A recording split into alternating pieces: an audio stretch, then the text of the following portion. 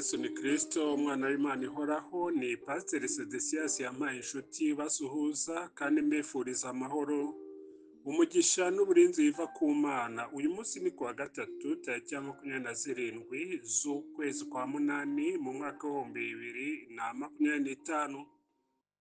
Imana ibane nawe kandi ikugenda imbere. Ijambo ry'uyu munsi, nawe ntuzabure ingororano yawe. Nawe ntuzabure ingororano yawe. Turasoma muri Matayo igice cya 10, turahera ku murongo wa 40 tugeze ku murongo wa 42. Matayo igice cya 10 duhere ku murongo wa 40. Ubemera nijye aba yemeye, kandi unyemera aba yemeye iyantumye. Uwemera umuhanuzi kuko ari umuhanuzi azahabwa ingororano y'umuhanuzi, kandi uwemera umukiranutsi kuko ari umukiranutsi azahabwa ingororano y'umukiranutsi.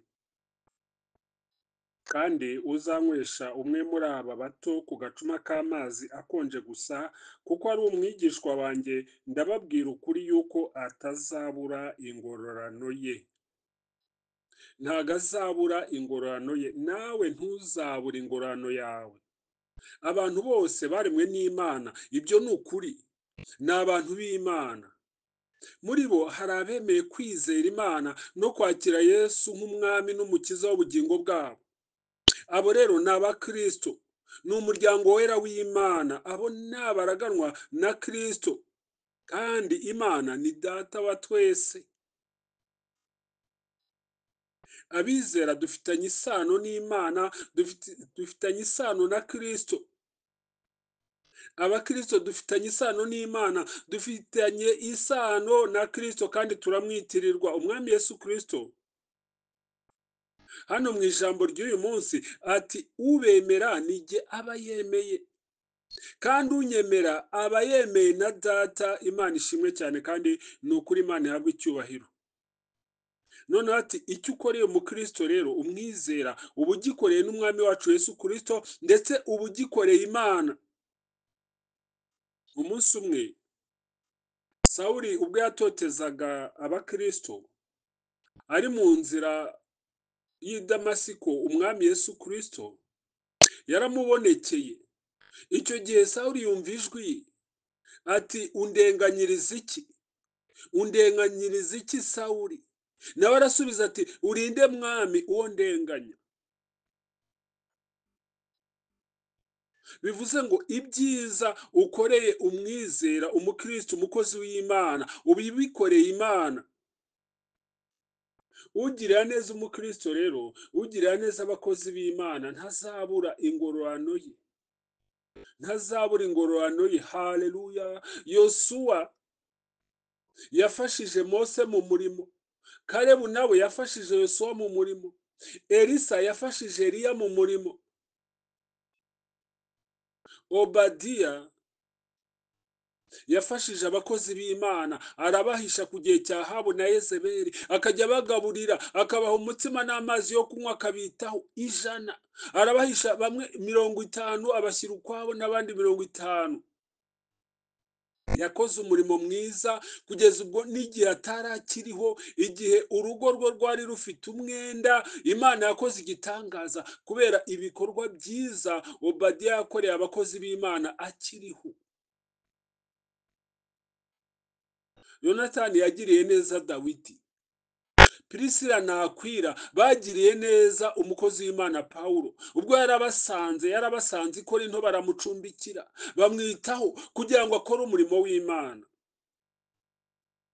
Hari benshi bitanze kubw'umurimo w'Imana, no kugeza uyu munsi. Ku gihe cya Pawulo hari amazina agaragaza mu Baroma igice cya 16, uhereye kuri Lidiya, uhereye kuri Foyibi mu gice cya 16, ugakomeza ku murongo wa 23, aho tubona Gayo. Tubona abakozi b'Imana, tubona abantu b'Imana bitanze kubw'umurimo w'Imana, bafashije abakozi b'Imana, bafashije umurimo w'Imana. Ijambo ry'Imana mu isezerano rikuru ritugaragariza abo ku gihe cya Dawidi uburyo bitanze, bakegeranya ibikoresho byo kubaka urusengero, ndetse bakazana ibirenze ubwinshi ibyari biteganijwe. nawe ntuzabure ingororano yawe. Tubona Yosefu w'umwarimataya, nawe yafashije umwami Yesu, yafashije umwami Yesu mu minsi ye ya nyuma, mu minsi y'akababaro, mu minsi yo kudupfira ku musaraba. None nawe ntuzabure ingororano yawe.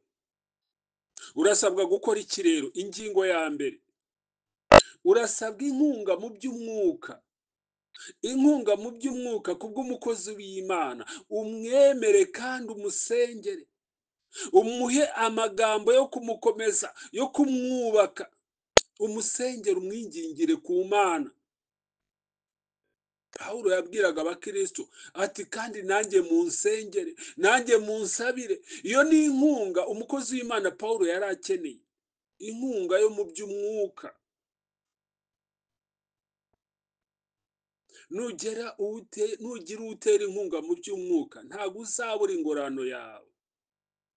Numwingingira ukamusengera, numuha ijambo ryo kumukomeza, ryo kumuhumuriza, haleluya, ntabwo uzabura ingororano yawe. Urasabwa iki rero? Ingingo ya kabiri, urasabwa inkunga no mu bifatika, no mu bifatika, mu bifatika, ibyo yakenera, ibyo yakenera urasabwa kubigiramo uruhare.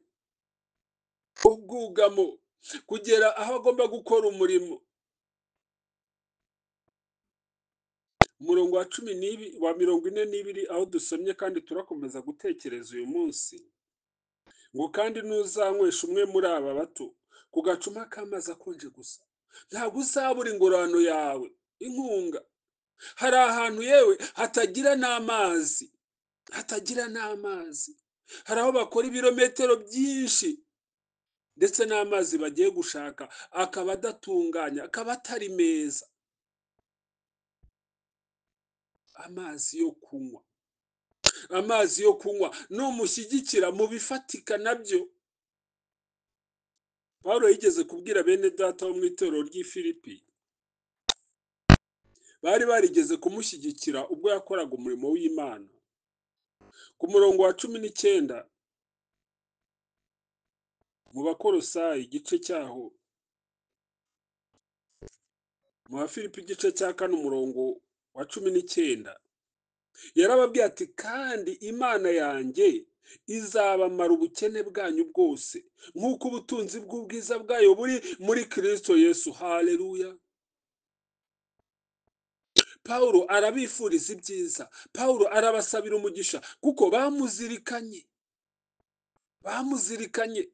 Umutwe w'amagambo uravuga ngo ishimwe Pawulo ashimira ab'i Filipi. Umurongo wa 14 ati ariko mwagize neza, mwagize neza ubwo mwese mwafatanije imibabaro yanjye. Haleluya, mwagize neza.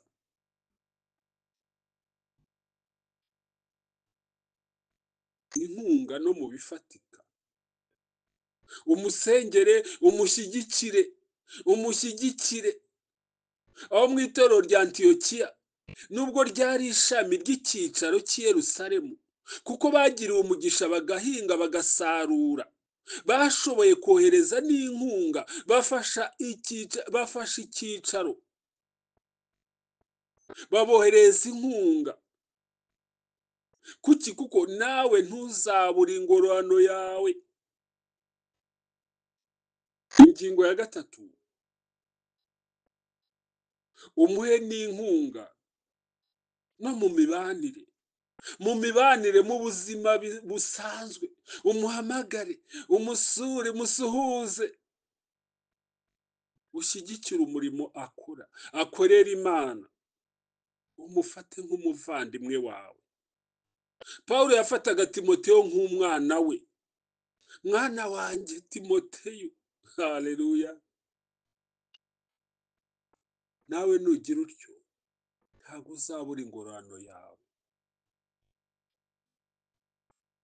Nushyigikira umukozi w'Imana uzaba ushyigikiye umwami Yesu Kristo, uzaba ushyigikiye Imana, kandi imana ntizabura kukwitaho, ntizabura kukureba neza no kugushyigikira, no kugushyigikira. Ijambo ry'Imana ry'uyu munsi, umwami Yesu ati ubemera nijya aba yemeye, kandi unyemeye aba yemeye n'iyantumye. Ubemeye aba yemeye n'umwami Imana. Ngwesheje umugisha mu izina rya Yesu, Imana ikwishimire, ukomeze gusenga kandi Imana ikongerera imbaraga, Imana ikongerera impano zitandukanye, Imana ikongerere ndetse n'ibyo gushyigikira umurimo wayo no kwagura ubwami bwayo. Ijambo ry'Imana mu butumwa bwiza bwa Matayo riratubwira ngo ahubwo mubanze mushake ubwami bw'Imana no gukiranuka kwayo, ngo nibwo ibyo byose muzabyongererwa. Mureke dushake ubwami bw'Imana, dushyigikire abakozi b'Imana, nabyo ni ugushaka ubwami bw'Imana. Dushyigikire itorero, nabyo ni ugushaka ubwami bw'Imana. Dushyigikire abizera, tubasengere, tubifurize ibyiza, tubashyigikire muri uru rugendo. Imana ikwishimire, Imana iguhaze ibyiza. Dusenge. Uwiteka Mana, mu izina rya Yesu, ushimwe uhimbazwe, uhabwe icyubahiro mwami wacu kandi Mana yacu, wera kandi urakiranuka. Uri Imana iri ku ruhande rwacu kandi uri ku ruhande rwacu mu bishacu yabande, ubwo utimanya umwana wa Yesu Kristo ukamutanga ku bwacu. Uwiteka Mana, uzabute kumuduhana n'ibindi byose. Ushimwe kubw'ijambo ry'uyu munsi, turakomeza gutekereza Mana kubwo gushyigikira umurimo wawe, kubwo gushyigikira itorero no gushyigikira abakozi bawe, gushyigikira abizera ndetse n'abitirirwa izina ryawe. Uwiteka Mana nzima, Mana nziza, ushimwe kubwo icyo ugiye gukora kandi ugiye gukoresha benshi, maze bakazahabwa ingororano nawe kuri wa munsi. Habwa icyubahiro mwami wacu, uhereye none ukageza n'iteka ryose, mu izina rya Yesu Kristo, umwami n'umukiza wacu. Amen.